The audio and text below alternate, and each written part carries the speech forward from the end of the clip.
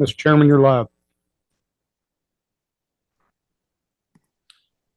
Okay, we will call the Monday, December 11th, 2023 Rockbridge County Board of Supervisors meeting to order. I need to make the following statement. I'm unable to attend the meeting due to a medical condition, and I'm participating remotely from my home in Glasgow. At this time, I will pass the gavel to Vice Chair Ayers to officiate the meeting in person. All right, thank you. Good evening. I'll begin with roll call. Supervisor Lewis. Present. Supervisor Lyons. Here. Supervisor Day. Supervisor McDaniel. Here. And I am here. Are we good? We don't have to do that again, do we? No, we were good. That's just a formality. Okay. You were being recorded. We will now have a prayer for the board, followed by the Pledge of Allegiance. Those attending are not required to participate, but if you would like to join us, please stand. Lord, now that we are in the Christmas season and we're meeting for the last time with the Board of Supervisors for this year, I think back over the last 12 years, all this happened and realize how blessed we are because of you. And now as we enter this meeting, I ask for guidance and wisdom for all of us now and in the days ahead. To the flag of the United States of America, to the republic for which it stands, one nation, under God, indivisible, with liberty and justice for all.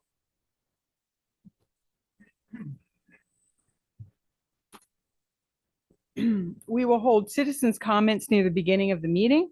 We will do our best to take citizens' comments remotely. There are two options for citizens to comment.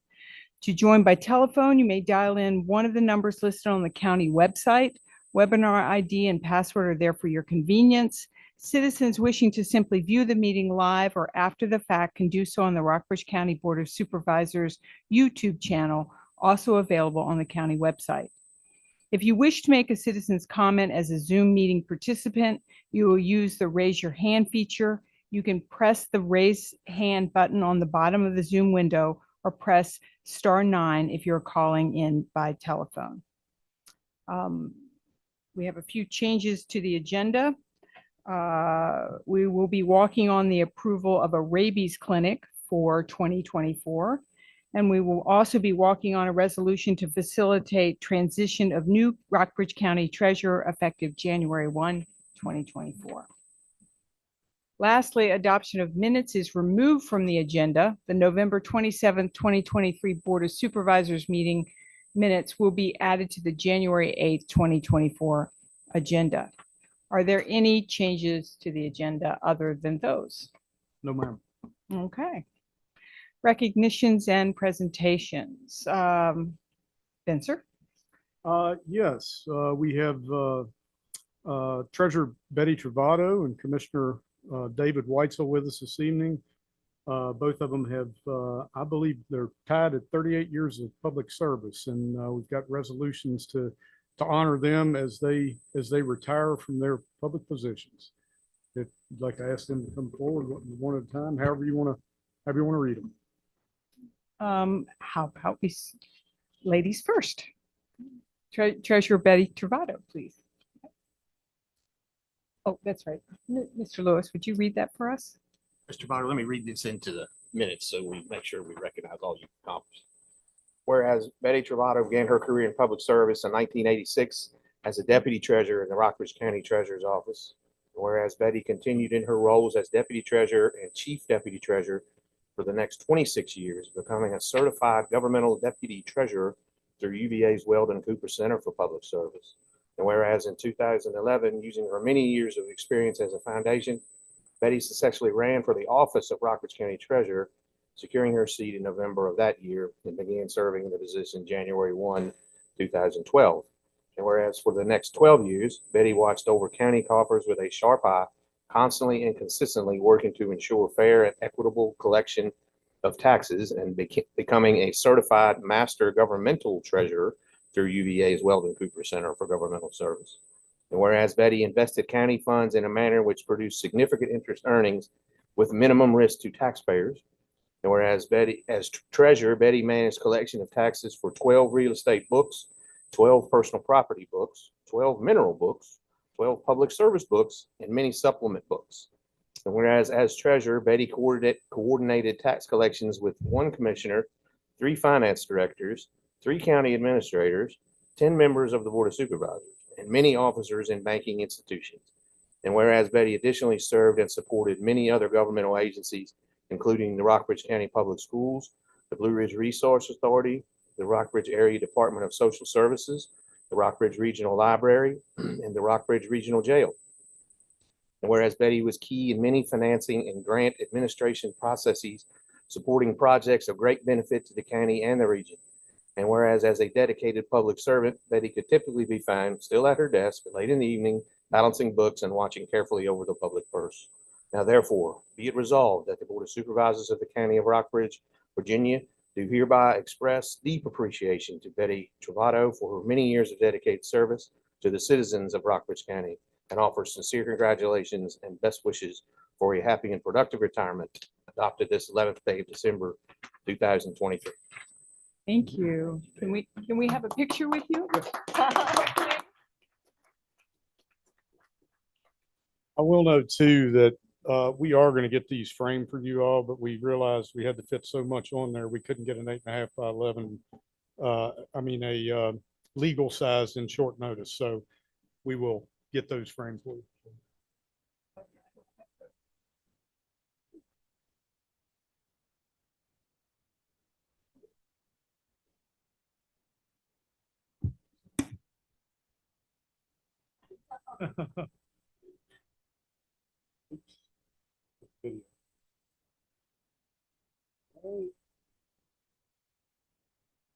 Got 'em. Thank you, Bob.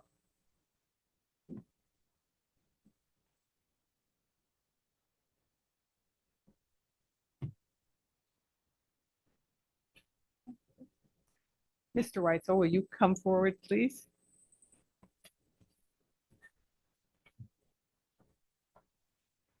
Resolution expressing the appreciation of the Board of Supervisors of Rockbridge County, David C. Weitzel, on the occasion of his retirement after 20 years as Rockbridge County Commissioner of Revenue and 38 years of public service. Whereas David C. Weitzel is a native of Walkers Creek District of Rockbridge County, and whereas David began his service to Rockbridge County in 1980, serving as the deputy sheriff until 1990, when he took a brief break to work in private sector. Whereas in 1995, David returned to public service as the deputy clerk of the Rockbridge County Circuit Court, where he served for 8 years. And whereas on November 4th, 2002, David was elected to the office of Rockbridge County Commissioner of Revenue, winning handedly in a 3-way race. Whereas David was reelected 4 times in 2007, 2011, 2015, and 2019, and was never opposed due to, in his own words, having made the job look so bad that no one wanted it. And whereas during his tenure of Commissioner of Revenue, David administered 4 general reassessments of real estate and never missed a Board of Equalization hearing or ducked a phone call.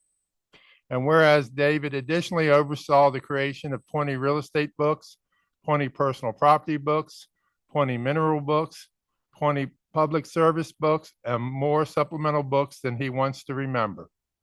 And whereas as commissioner, he worked collaboratively with 2 county treasurers, 3 finance directors, 4 county administrators, and at least 15 members of the Board of Supervisors. And again, in his word, the best team of deputy commissioners ever assembled.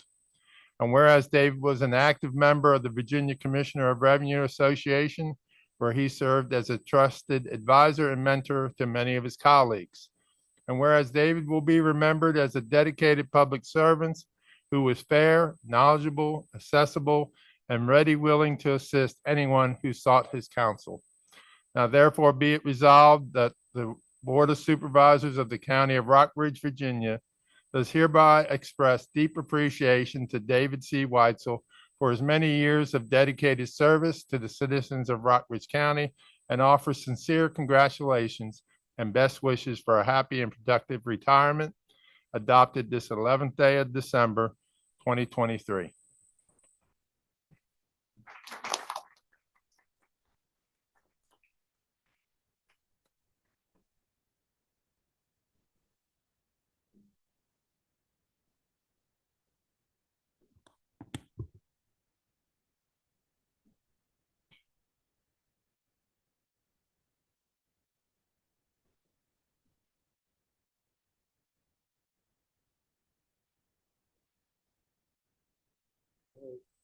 Here we go.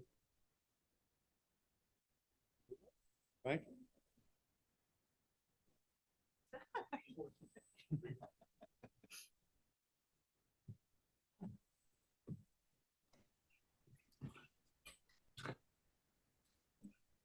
Madam Chair, Yes. may I just add, I'm sorry I'm not there in attendance, but I sincerely appreciate and value both Mr. Travato and Mr. Weitzel for their service to our community. Thank you. Mr. Suter, do we need a motion to adopt those? Technically, yes, we do. I would make, what do we need? You could do them together. I move we approve both of those massive recognitions for Mr. Votto and Mr. Watson. Second. All right. Mr. Lewis. Aye. Mr. Lyons. Yes. Mr. McDaniel. Yes. Mr. Day. Yes. And I vote yes. Thank you. May I Recognition. add one more thing Oh, real quick? yes. There is going to be a reception celebrating their years of service from 4 to 6 this Friday, the 15th, in this room. So any and all are welcome to attend and give their thanks. Recognitions of staff members for years of service. Mr. Suter? Yes, this is something that is done annually. I appreciate the fact the board did this some years ago, and we've kept it going. I think it's been well received.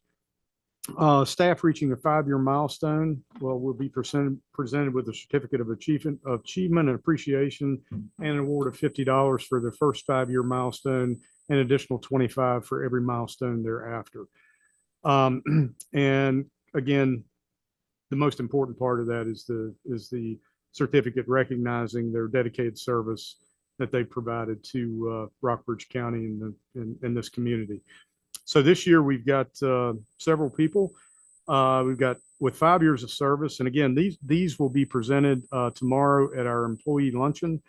It's so hard, especially with the folks working different hours, to get them to the board meeting. These will be presented at the luncheon tomorrow. 5 years of service is Patrick Ayler, who's Lieutenant EMT with the Rockbridge County Fire Rescue Department. Deborah Hostetter, building attendant in the building department. With 10 years of service, Kevin Dempsey, collection attendant in the recycling department. Amy Milner, procurement coordinator in the finance department. And then with 15 years of service, James Mayo, collection center attendant in the solid waste and recycling. 20 years, and with us tonight is Chris Sladen, Director of Community Development in the Department of Community Development. With 30 years of service, Gloria Clemmer, park attendant at the Parks and Recreation, and John Mayo, collection center attendant in solid waste and recycling. And again, these will be presented tomorrow. We have nice certificates for each one of them, but just want to make sure the board recognized their service today. Thank you. Recognition of responders to Matts Creek Fire. Good evening, Madam Chair, members of the board. Following up on a request from Chairman McDaniel, last couple weeks ago, we requested, he expressed his appreciation for the fire response and thought it would be appropriate, which I agree as well, just to recognize a few folks and departments that were involved in such an event that we have. So we do have some folks here tonight that are with us. I'll introduce those in just a second. One department that wasn't able to be here tonight due to work reasons is Chief Hill with the Glasgow Volunteer Fire Department. Chief Hill was instrumental in coordinating some his staff. Once the fire got down to where it was going to be close to private land up in the valley at Cedar Bottom area, they assisted Virginia Department of Forestry, Joe Cotner, who's with us tonight, with protection of some private land. So we would like to recognize Chief Hill and the Glasgow Volunteer Fire Department for that assistance. And again, he is actually working and was unable to be here tonight. In addition, we have again the Virginia Department of Forestry representative here, standing or sitting back there. They assisted the U.S. Forest Service folks a great bit in having teams available if needed, resources available, and again helped protect private lands as the fire was getting close.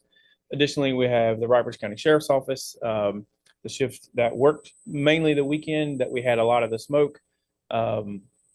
They provided extra security for us and extra patrols on Route 501 and the Arnold's Valley area for a couple of reasons. One, to ensure folks' safety, and two, to keep traffic moving along for spectators and things to ensure safety of everybody that as they were traveling, and also folks working the fire.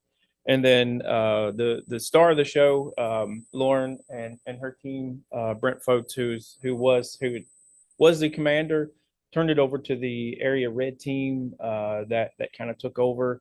And I think Lauren will probably share some of that information if she would like to. I'm not putting words in her mouth, but they actually ran this fire. This was a large incident that covered 2 counties, as we know, Bedford and Rockbridge.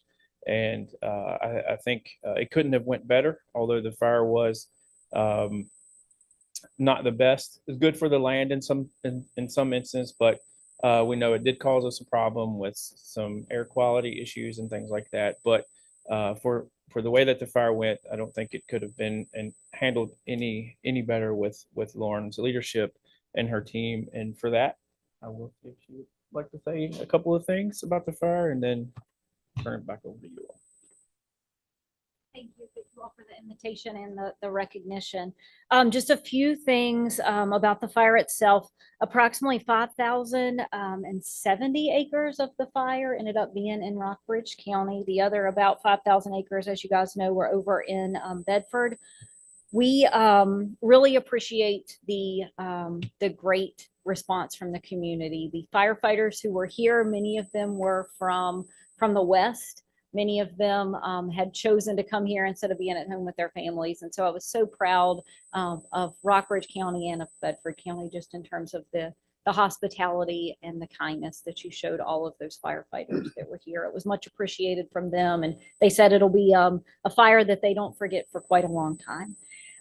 We are blessed at the U.S. Forest Service to have a great team of local employees. Many of them are Rockbridge County residents, and some of them live just outside the county. But it's a great group of people who worked really hard under some really tough conditions, especially before the Southern Area Red Team arrived to help us. So I just want to recognize those people, and thank you all for recognizing them as well.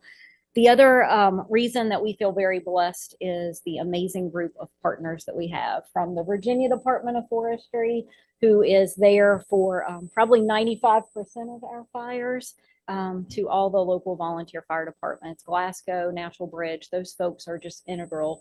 They are able to, in initial attacks, stop most of the wildfires that we have and keep them very small. So really appreciate their continued support. And then the Sheriff's Department, for everything that you all do in terms of responding to fire incidents, traffic incidents, and everything else that happens on the National Forest. We couldn't do it without you all. So really appreciate all the partners. Wanted to recognize one specific person tonight. Nathan Ramsey was at quite a few early morning and late evening meetings, including being there with us on Thanksgiving Day. He did a fantastic job of, in my opinion, representing the county and all of the local first responders. And so we have a small certificate of appreciation to Nathan here, just for all of the things that he did and supporting us throughout the Thank you. Thank you Oh, so sure, much. thank you. But we just, again, are really appreciative of everybody's support throughout the duration of the event. And if you have any questions, we're happy to answer. I'm happy to answer any of those. But again, just happy to have this one behind. Gentlemen, do you have any questions? I have no questions, just thank you. Thank you so much. James, do you have a dollar figure on the cost of? I don't have that with me now, but I can get that over to you. I can get that over to you via Spencer. Thank you so much for your leadership.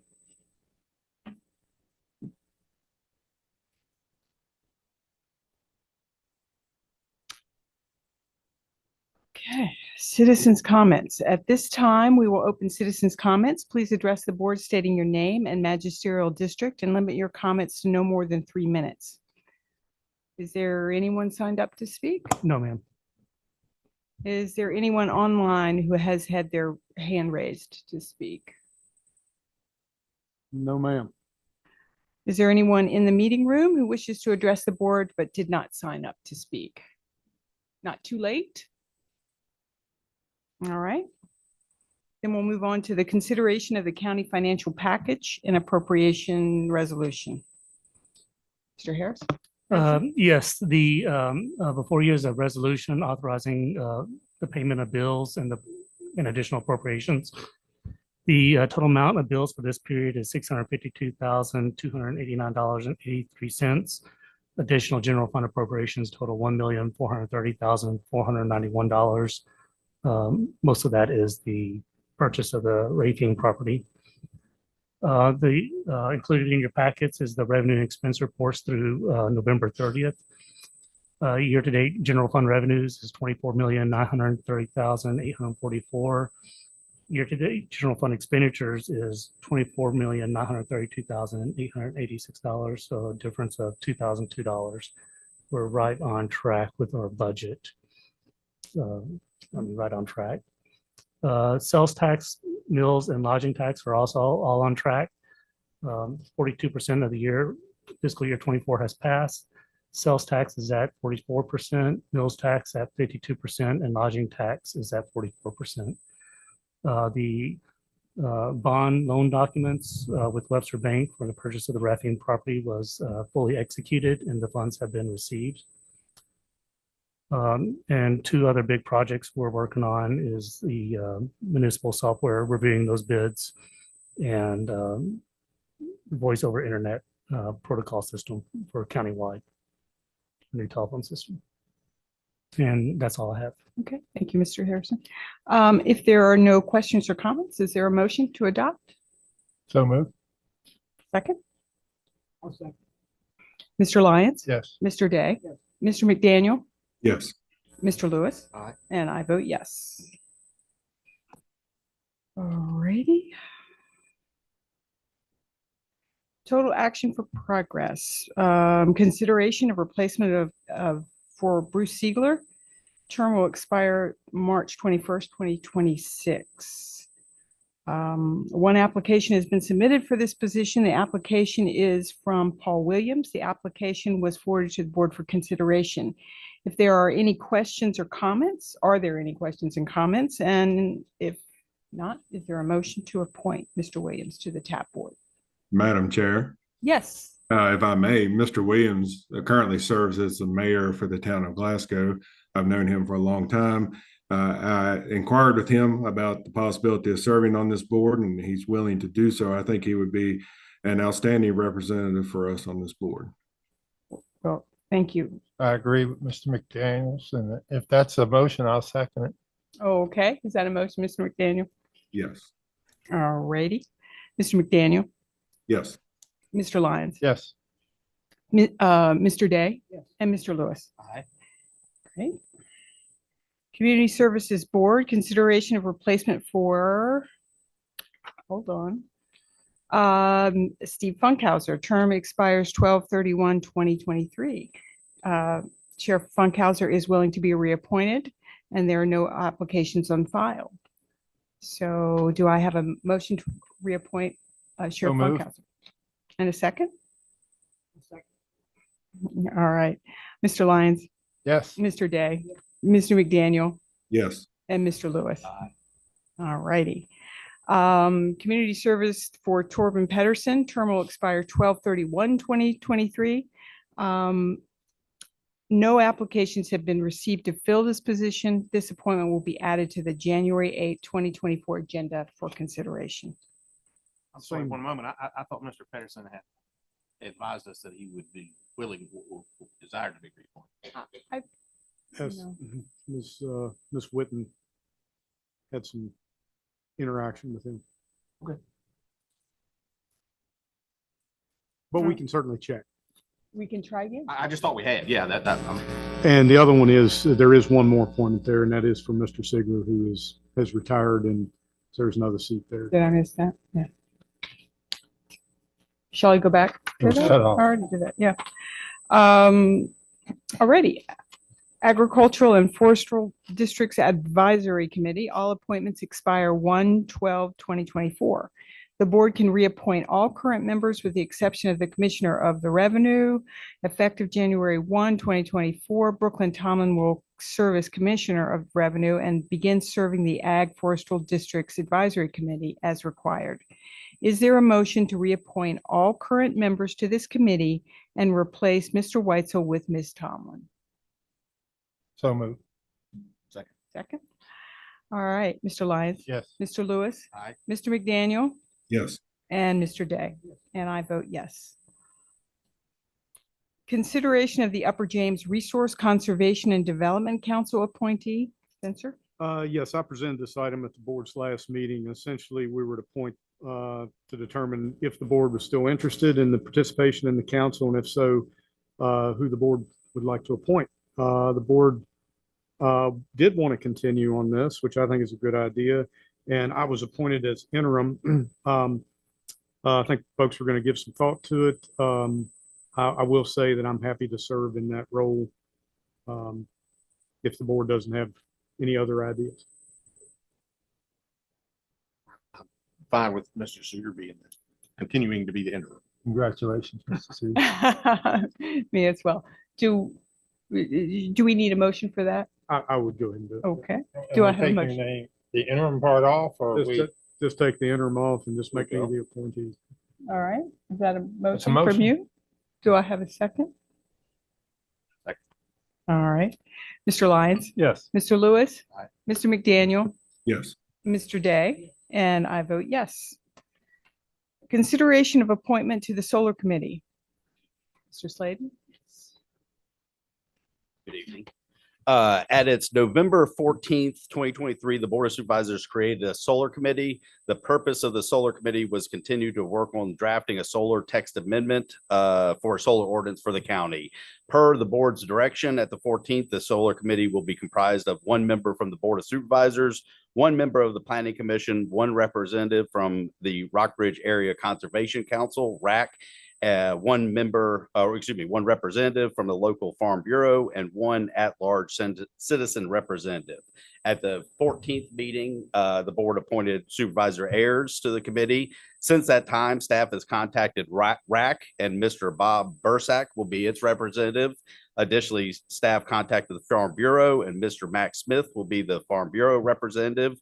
The appointment for the Planning Commission is on the upcoming Wednesday, the 13th of this week, Planning Commission agenda to represent that one. The purpose of this agenda item is to have the Board of Supervisors discuss and ultimately appoint the at-large member to the Solar Committee. Okay. Is this something that I'm sorry. I was just saying, I was part of the discussion, which with my opinion is the same. I think it's very important, and we hopefully we'll find somebody good, but I don't know that we have any candidates quite yet. So I would ask to. How about we do this? How about we direct all candidates to Mr. Sladen? And can we do that in the next month and put it on the agenda for January? January 8th, I believe. January 8th. Can we do that, Mr. Suter? You certainly can. Okay. Would it necessarily need to be that first meeting? It wouldn't be, but what we can do is if there is activity in that area, we could set aside and tentatively put it on there, and if there's no movement, then it can be bumped All out. right. I just know that's a busy meeting. you know, but I don't, when do you intend to start? It's essentially as soon as possible. I mean, So- we'll have the fourth member, confident the planning commission will appoint their member this Wednesday, the 13th, and then that at-large would be the fifth and final. Madam Chair, if Yes, sir. since they're wanting to move ahead, you know, I feel like we could agree on the four they have and be looking for the fifth, and they can go ahead and start setting their meetings. And that just, you know, we just need to hurry up on our end and find that fifth person to serve on that board with them. Because the planning commission will be done on Wednesday, so the only holdup will be on our end. That's So- correct. So I do think that we should work to get that done the next week and see if we can have that meeting early January. That will be our goal, but if we Right. can't do it, then we will I make it the next. Go ahead.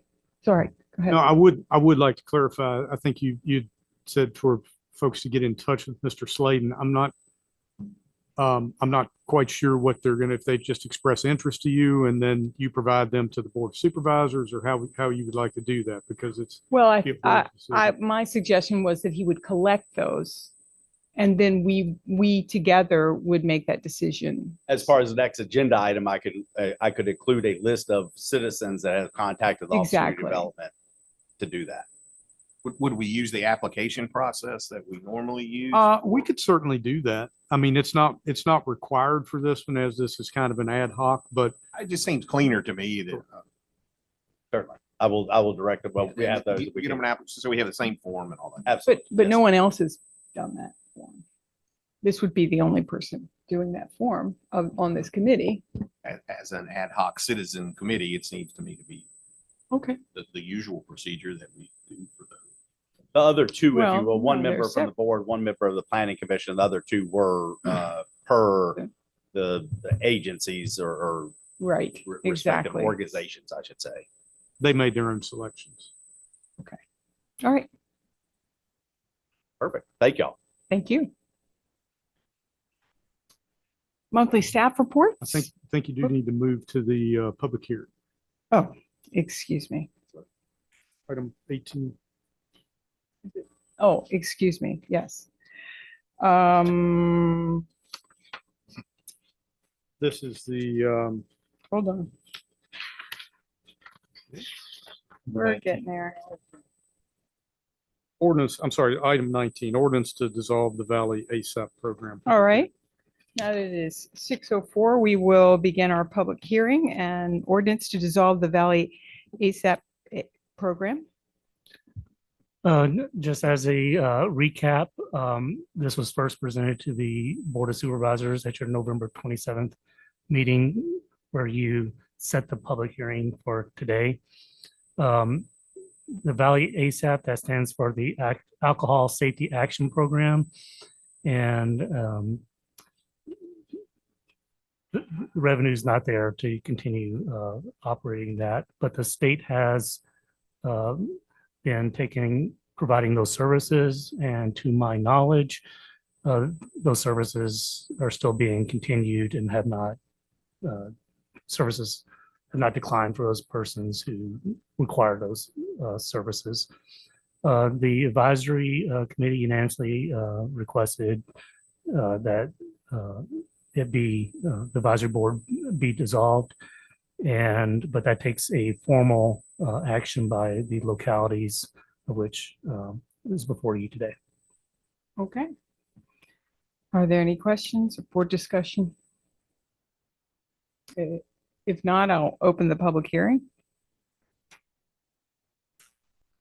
There's no one signed up, ma'am. Okay, anyone online No, ma'am. or anyone in the audience wishing to speak? Alrighty, then I will close the public hearing. For discussion? Do I have a motion? If no board discussion. I'll move to, that we dissolve the Valley ASAP program. Okay. Do I have a second?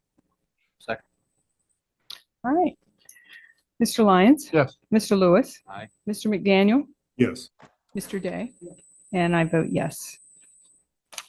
Thank you. All righty, let's go back. Staff reports.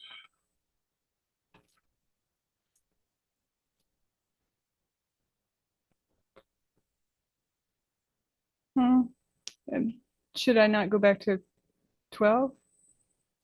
I'm sorry, what was? I mean, we have not finished our, No, I think we've got direction on 12, the appointment to solar. oh, Committee. excuse me, that's not what I meant. Yes, okay, sorry, yes. Monthly staff reports. Is there a motion to accept the reports? Everybody read them? Any questions? Is there a motion? So moved. All right, Second. all right. Mr. Lewis. Aye. Mr. Lyons. Yes. Mr. McDaniel. Yes. Mr. Day. And I vote yes. All right.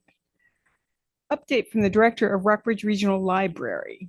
Yes, Director of Rockbridge Regional Library, Julie Goyette, asked for an opportunity to address the board. An overview of library operations and an update is attached in your package. And obviously, Ms. Goyette is with us as well this evening to give that update and answer any questions that you might have. Sorry. Good evening, everyone, and thank you for the opportunity to talk about the library system. Can you hear me okay? Can, thank you. I will provide an overview and share information about what we do, as well as some data from fiscal year 2023. Our library system was originally set up by the Lexington Junior Women's Club on a bookshelf in a room above Grossman's, which later became McCrum's Drugstore on Main Street in Lexington in 1934. 12 years later, in 1946, the library became Botetourt Rockbridge Regional Library, serving the two counties and what was then the town of Lexington, with a bookmobile and allocations from the three local governments. Since 1988, we have been Rockbridge Regional Library System with locations in Lexington, Warm Springs, Glasgow, Goshen, and Buena Vista. In addition to our physical locations, there are three outreach vehicles: the bookmobile for community stops across the region, and two smaller vehicles used to reach our homebound, disabled, senior patrons, as well as preschools and deposit stations. Deposit stations are often in post offices or other central locations in the communities we serve, where patrons can pick up and return materials without having to check them out. Outreach staff provide bookshelves and books, stocking each location on a monthly basis. Unlike public libraries, which are part of a county or municipal government, our library system is a 501c3 nonprofit. Regional libraries are established in the Virginia Code, section 42.1 through 37.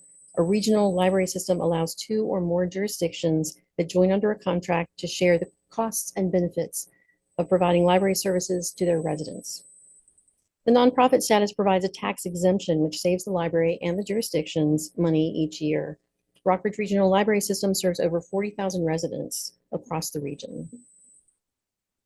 There are currently 50 employees in the library system, 14 full-time with 35 part-time and substitutes. Library staff are employed by Rockbridge Regional Library System, and like other agencies, libraries who are full-time receive benefits through Rockbridge County. Our board of 12 trustees are appointed by the four jurisdictions we serve. Each board of supervisors and city council appoints 3 representatives to the board. Our board is governing rather than advisory. Administrative and policymaking duties are specified in the Code of Virginia. Local funds from the 4 jurisdictions served by the library system are the largest source of income in the operating budget. The counties of Bath and Rockbridge and the cities of Lexington and Buena Vista each allocate funding for the fiscal year. Allocations are requested from the local governments by the Library Board of Trustees based on the percentage of their population in the region. The breakdown of total funds requested is typically 10% from Bath, 17% from Buena Vista, 18% from Lexington, and 55% from Rockbridge. We also receive annual allocations in the form of state aid from the Library of Virginia. This is typically between $350,000 and $450,000. Local funding, which includes the annual allocation from our foundation, must be 66% of the operating budget in order for us to qualify for that state aid. The allocation from our foundation is based on 3 rolling years of investments and is usually 5% of the endowment. In fiscal year 2023, the total amount was $82,159. About 60% of that, or $48,437, goes to the operating budget. The rest is for restricted expenses, typically for collections and programs. We also receive money from the federal government in the form of E-rate discount payments because we filter our computers in compliance with SIPA, the Child Internet Protection Act. Typically, sorry, we also apply, Typically, this ranges from $30,000 to $50,000. It's important to note that all computers at the libraries are filtered, including those used by staff. Library system also receives unrestricted donations, which may be applied to the operating budget. Donors to the library have the option to designate their gifts to a specific location or purpose. We receive grants typically from local sources such as the Community Foundation, WNL, arts associations, and United Way. We also apply for state grants like the one for our local history center at Glasgow Library. We also process passports for additional revenue. It took several years of working with the State Department to make this a reality, but it was worth it. Last fiscal year, 2023, we raised $24,000 with passport. The Rockbridge Regional Library System adds value to the communities we serve across the region. In addition to print books, we offer ebooks and e-audiobooks to download from our website via Libby, which is a popular app used across the country and globally. Our website is a wealth of information, training, including ASVAB preparation, legal forms, career online high school, kindergarten prep, and homeschooling resources, to name a few. We also provide hotspots for circulation, so when patrons don't have internet at home, they can check out a hotspot from the library. We provide mobile printing from devices, so you can come into our libraries with your tablet, laptop, phone, and print directly from your device to our printers, or you can send it 24/7 and pick up your documents when the library is open. There are library lockers at the Rescue Squad in Fairfield. This serves the northern part of our region. Patrons can pick up their books that they've reserved. They can also drop off materials that they've checked out to return. In addition, we serve patrons who are unable to get to the library with homebound services and books by mail. Outreach offers these deposit stations, which we discussed, and books by mail is very popular for patrons who are unable to leave their homes. We provide a variety of programs for all ages to include story times, author talks, literacy tutoring, improv, movie nights, and book clubs, just to name a few. During fiscal year 2023, we saw an increase in several areas over the previous year. Programs, primarily youth programs, were up 36%, and those participants were up 17%. Database use on our website went up 73%. Books by mail increased by 55%. There was an increase in the number of patron visits. They're up 12%. And in ebook checkouts, that's up 14%. Apparently there were increases. Additionally, there were increases in the use of our meeting rooms, up 20%, and for attendees at those meetings, up 19%. There were some decreases in usage, the largest of which is print materials. This is not a surprise. It's a trend that's been happening for a while. Print checkouts are down 8%. As more people enjoy using Libby to download materials because it's so convenient, it's also important to note that people tend to bring in their own devices as opposed to using the public computers. Still important, still necessary for us to have public computers, but more people are using their own devices. We also provide space for children to be after school, for craft groups and book clubs, to name a few. In fact, the busiest time in our libraries is between 3 and 5 p.m. when children come to the library to attend after-school programs, be tutored, meet friends, or have a place to wait for their parents to pick them up. We're also a place for people to cool off in the summer and to warm up in the winter. There's no charge no out-of-pocket expense for anyone that wants to use library services. Thank you for listening. Do you have any questions for me? I have a couple. Okay.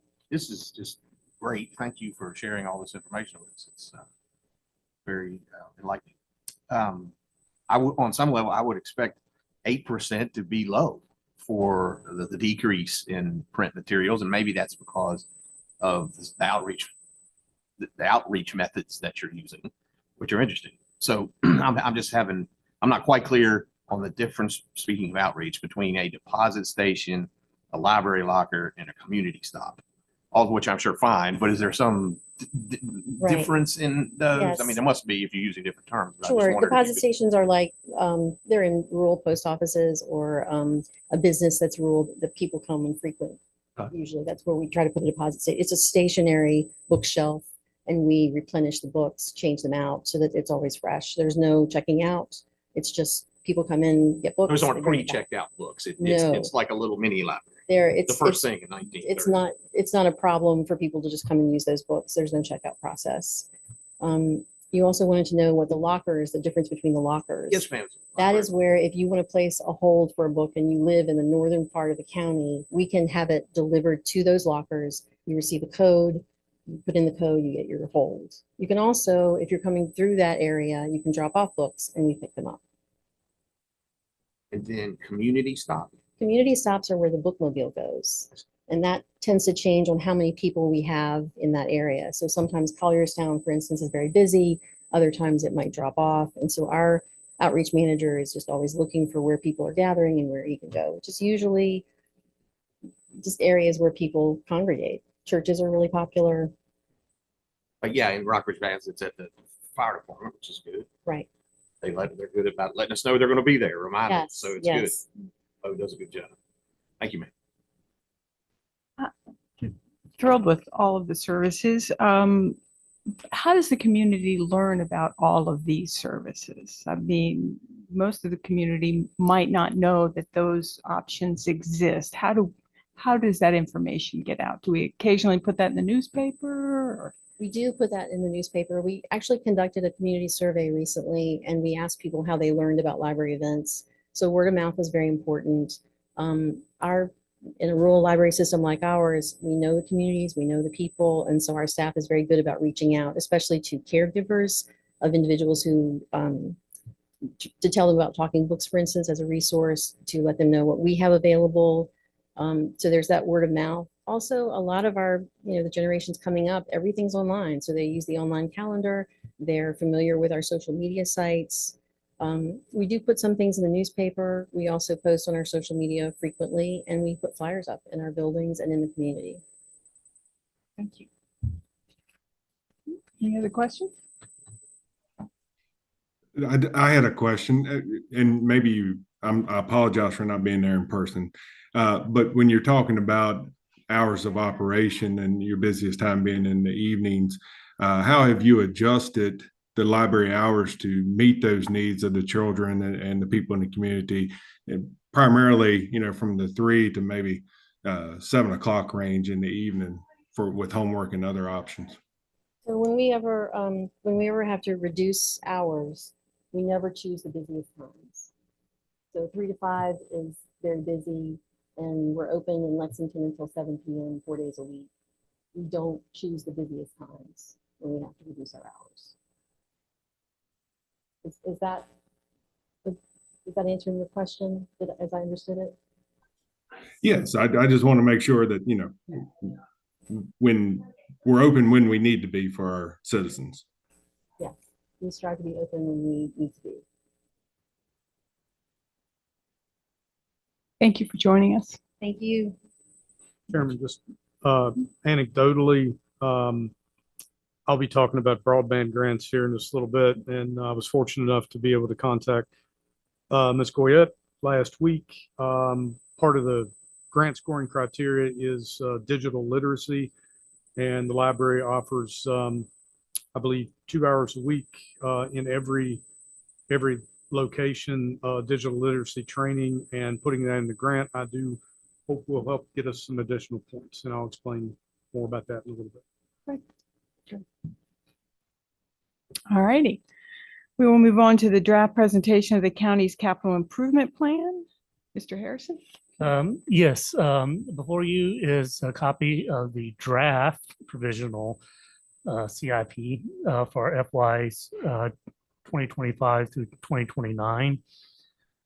Just as a reminder, scheduled to adopt the provisional is on January 8th, and with the final adoption scheduled for May 13th, at the same time as the adoption of the budget. Additions to FY 2025 include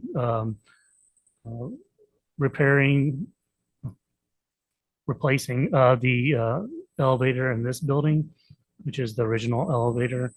The a small request to repair the septic system at the fire and rescue building.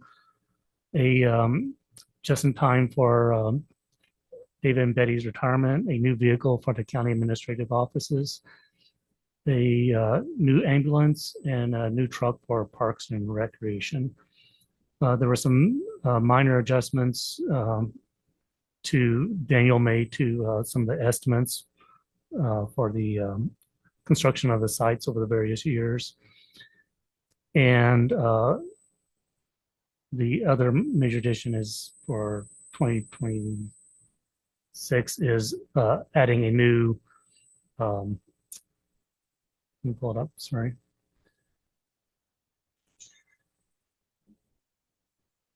A new container to the, which site? Compactor. A new compactor, thank you.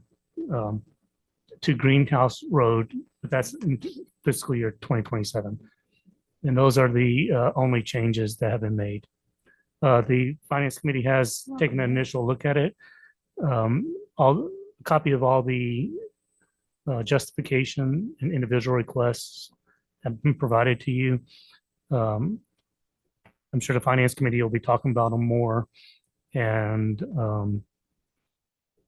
some of the other committees that you individually serve on might want to be looking at some of the others. And but if you have any questions at this time, Okay, Are we to have a copy of that? yes, I can do a printed copy. No, I thought the way you spoke that we had a copy. I didn't, I'm not sure I see Seeing it on Yeah. the it on there.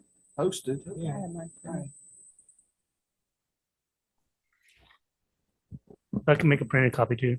You can use mine. We're good. Was there any discussion as far as the county vehicle goes versus, whether we buy one or whether we just increase like mileage and allow people to use their own vehicle? I mean, was there any discussion around that? There was not. Well, a bit. I don't mean to. Mr. Daniel, we did, the Finance Committee received the request. We did discuss it some. We haven't finished those conversations, but yes, all those kinds of thoughts are in further conversation. As you mentioned, that vehicle is to serve multiple offices in this building. Currently, we have a used 2009 sheriff's vehicle, which I don't know how many, if it even records miles anymore. And so this would serve county administration, with the exception of Mr. Spencer, finance department, IT, treasurer's office, commissioner's office, and anyone else who may need the vehicle if it's available. The only new vehicles we really ever purchase are when, and we haven't done it in a long time, is the ones that are on the road constantly, the building official, or building inspections, and of course, fire and rescue. They're responded high rate of speed, sheriff's department, public safety vehicles, and the ones that staff uses are typically pretty worn out. We do the best we can to filter through them, but any of you all have ever ridden in one of those to Stanton or otherwise, you kind of know what we're at. So, I guess I don't know this. So employees can't make a decision to drive their own and be reimbursed? We reimburse them, but it is encouraged to take a county vehicle because by the time we reimburse, it's cheaper for us to provide a vehicle. One other segment, your question, Mr. Daniel, was something else I wanted to comment. On these capital improvement plans, it's inherent in it's called a plan. It's not necessarily a fact. So we were presented with these ideas, and we continue to sort through them, and they're live documents. Things are going to move forward or be deleted or move back, and I just wanted everybody to just be clear on that. Not that that's not what they do, but We just want to make sure you all get several bites at this apple. Finance Committee does first, and then there's this, just the first blush. The provisional adoption is just to help us with budgeting, planning going into the budget. And a lot of times the CIP will change between the provisional adoption and the final adoption. And obviously the first year or the very next year is the most, solid, critical, because you're actually budgeting funds. The out years are a little softer. All righty. And just to mention, on vehicles, we'll be going with the state bid if approved. We don't go for anything fancy or anything. It's just the baseline state bids models. All right. All right, I'll move on to broadband update. Mr. Suter. Yes, in September, I provided the board with an update on broadband funding efforts. At that time, I reported on 3 existing or future opportunities. The first is a federal Community Connect grant that we assisted BARC in applying for in June. That area would be essentially what you'd call the Collierstown area. This is a direct federal grant through the USDA with an amount requested of about $5 million. We had anticipated hearing results of the application no later than mid-November. It was originally October, and then it moved to November, but we're still in limbo, and we're not sure when we're going to hear those results. The second opportunity is for the 2024 Virginia Telecommunications Initiative, or VATI, fund pool. This is a pool of less than $50 million statewide this year. Actually, it's about $42 million. Last year it was in the mid-50s range. We were unsuccessful in getting a grant out of that, but we are making every effort to put our best foot forward again this year. I've worked extensively with 3 different ISPs to identify or underserved areas in the county and determine which is best positioned to apply for which areas. In the Vesuvius area, we've been working with Verizon. In a large portion of the southern and eastern part of the county, we're working with Brightspeed, formerly CenturyLink, and the Brightspeed application also picks up some areas around Lexington and the Stewartsburg Road area. In Mechanicsville and 60 East, a couple places we're working with BARC, and just spoke with Bill Buchanan, who's with us this evening, CEO of BARC. I just spoke with him before the meeting. We're still trying to determine the best course of action for the Collierstown area, whether that will be the BARC or Brightspeed grant. Have some build costs coming in. And since a large portion of the available points under the ground are directly related to the cost per passing, in most cases, we try to go with the most cost efficient build as long as it is reasonable. And so we'll again be partnering with the Central Shenandoah Planning District Commission to manage the grants should we be successful. In the last application, the board authorized right at 3.9 million in grant match, and this was a majority of our ARPA funds that the county received in the second round. Of course, without award previously, those funds are still available, and matching funds again will be required. Though until the ISPs finalize the costing portions of the applications, we're not going to know exactly how much is going to be required. And as I mentioned before, numbers are still coming in. I would like to gain board approval to dedicate up to that amount, although I hope we won't have to spend all that toward broadband grant applications, whether they be for VATI or later in the BEAD process, which I'll discuss in a minute. I would like to work with the Finance Committee to review costs prior to the December 19th, which is next Tuesday, submission deadline, to go over those costs and the percentage match for the county in the different grants. I do feel it's important to again stress that due to the relatively low amount of state funding available under VATI, this grant will be extremely competitive.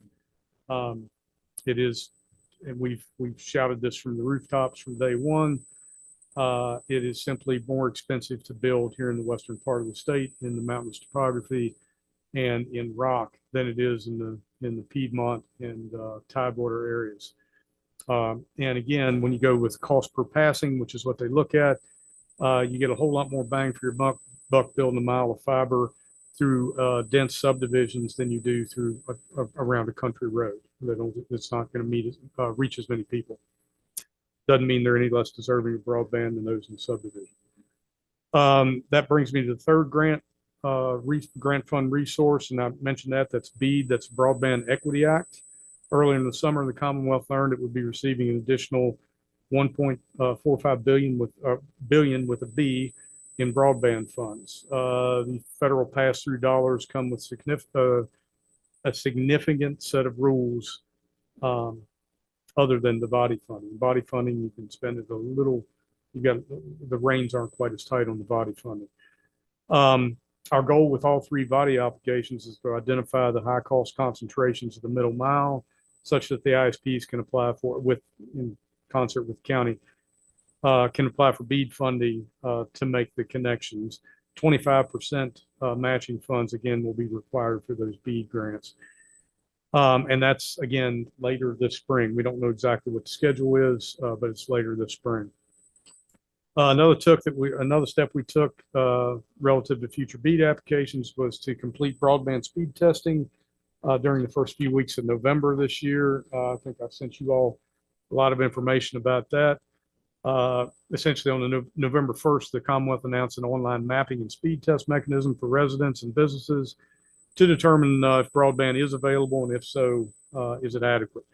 Some challenges presented in that the constricted time frame. We only have 24 days to get the word out, the testing done. And we had to address the irony of the fact that it's impossible to conduct a speed test if you have no internet connection. In this case, Director of Economic Development, Brandy Flint, took calls from residents and entered information on their behalf. And finally, in order to be fully valid, 3 speed tests had to be run on 3 separate days.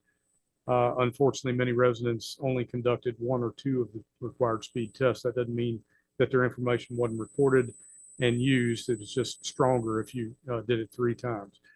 The really good news there is the Office of Broadband reported to me that Rockbridge County had the best response of any county in the Commonwealth. So we did well there. So to summarize, I plan to submit the Valley applications by next Tuesday and work with the ISPs to follow up with BEAD applications in the spring.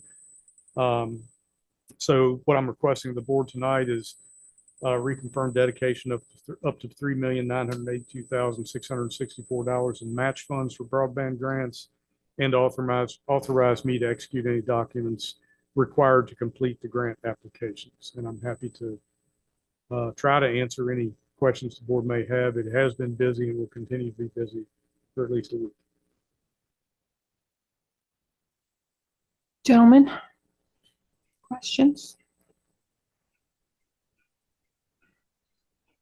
Madam Chair, I don't necessarily have a question, it's just a comment.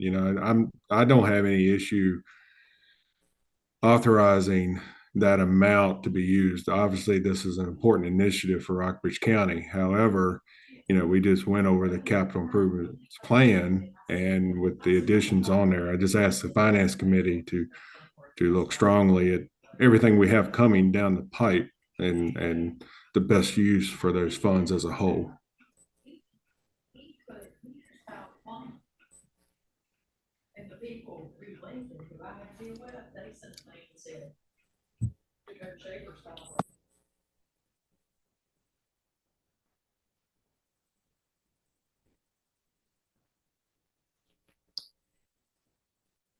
Anything else?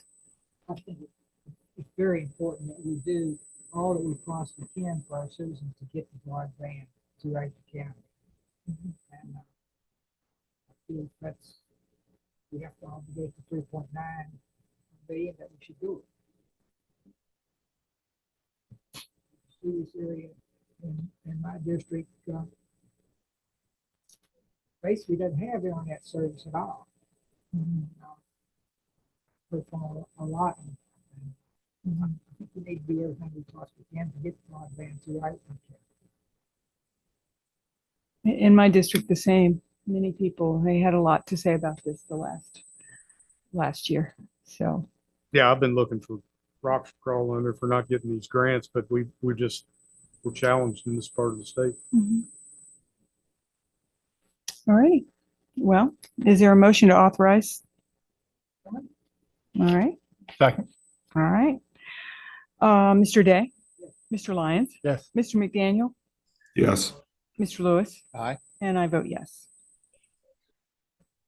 All righty. Consideration to grant easement to Bark for Sheriff's Department's shooting range.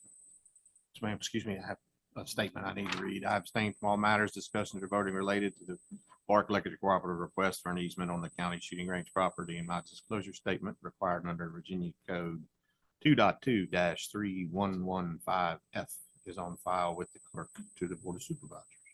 Thank you. All right, Mr. Suter. Yes, in 2015, the board authorized approval of shooting range on what was the Rockbridge County Solid Waste Authority, now the Blue Ridge Resource Authority. A little over 6 acres. This tract was deeded to the county from the Rockbridge Solid Waste Authority for the purpose of shooting range and classroom, which were both constructed for the sheriff's office. A longstanding goal has been to extend landline electric power to the facility. This addition would greatly enhance beneficial use. Recently, Bark has agreed to extend the power to the facility. We've got some grant money for that, and also the remainder of it on a pro bono basis. Can't tell you how much we appreciate Bark, and I could say more about all the money they've spent in broadband as well. To support our law enforcement training. Additionally, during installation of the electric service, Bark intends to extend fiber communications access to the training building. In order to complete the project, it's necessary for both the BRRA and the county to approve a utility easement. The short underground easement in front of you would extend from the termination of the aerial easement through the BRRA and would terminate at the shooting range classroom. BRRA, I think, took this up. Did they not? Yes. Okay. At the meeting held earlier this evening. Ms. Huffman has prepared a resolution in front of you approving the agreement for consideration of granting that easement to Mark. Ready? Are there any questions? I move to approve the resolution. Okay. Have a second? Okay. All right. Mr. Lyons, Yes. Mr. Day, Mr. McDaniel, Yes. and I vote yes. Does Mr. Lewis need to abstain or no? Can't do that. So yes. Okay. And I'd just like to again express my appreciation. Bark has been out there. They figure out a couple different routes in and doing it. This is, as you see on your easement, it's a pretty good expense getting down there to assist our law enforcement sheriff's office. Yes. Thank you very much. Alrighty, added item, approval of rabies clinics for 2024. Mr. Suter. Yeah, the Code of Virginia requires that counties in the Commonwealth ensure that a rabies clinic is held for residents at least once every 2 years. We are very fortunate to have proactive residents, veterinarians, fire EMS departments who advocate for and administer such clinics. Just on Thursday, middle of the day, we'd already, actually it was on Friday, Chief Ramsey came to me and said Rafine Volunteer Fire Company requested approval to host a rabies clinic on Saturday, January 20th, 2023. And that would require per state code board approval of that. All right. Any questions? If not, is there a motion? All right. Second. Okay, Mr. Day, Mr. Lewis, Aye. Mr. Lyons, Yes. Mr. McDaniel, Yes. and I vote yes.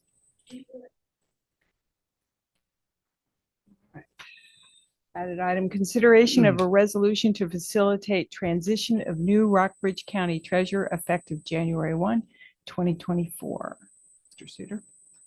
Yes, in order to make sure that essentially all our bills get paid properly, Ms. Huffman worked with Ms. Travato and Ms. Witten to create a draft resolution facilitating the change from of treasurers on January the 1st. And that resolution is in front of you. Is there a motion to adopt the resolution? All right, second. Second. All right, Mr. Day? Yes. Mr. Lyons? Yes. Mr. Lewis? Aye. Mr. McDaniel? Yes. And I vote yes.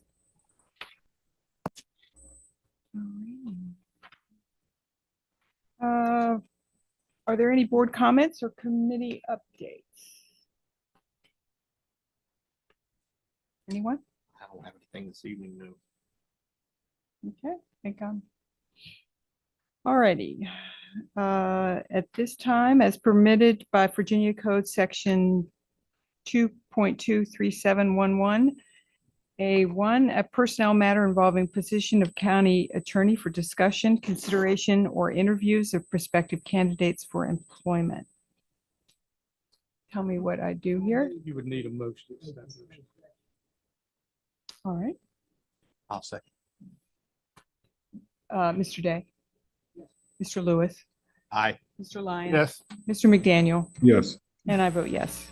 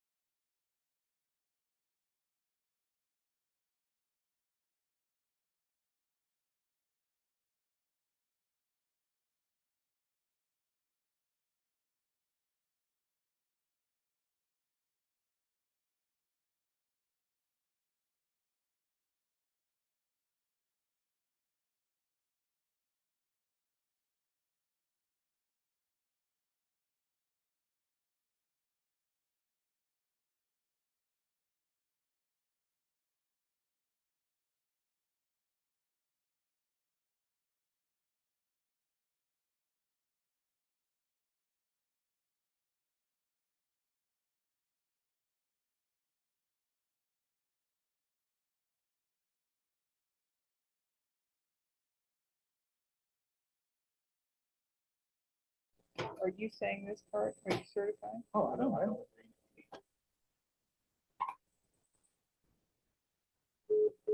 Where's he going now? I move, Just hung up. I move that the board certify that in the closed meeting just concluded, to the best of each member's knowledge, nothing was heard, discussed, considered, except the matter or matters specifically identified in the motion to convene closed session and lawfully permitted to be so discussed as exempt from the open meeting requirements under the provisions of the Virginia Freedom of Information Act cited in the motion. We did do a roll call. Okay, Mr. Day, Yes. Mr. Lewis, Mr. McDaniel, Yes. Mr. Lyons, Yes. and I vote yes. Okay, so Motion to adjourn? do I have a motion to adjourn? Okay. Mr. Lyons, Yes. Mr. Lewis, The Christmas party. Mr. McDaniel, Yes. Mr. Day, Yes. and I vote yes. Thank you very much. I hope you're feeling better. Merry Christmas to everybody.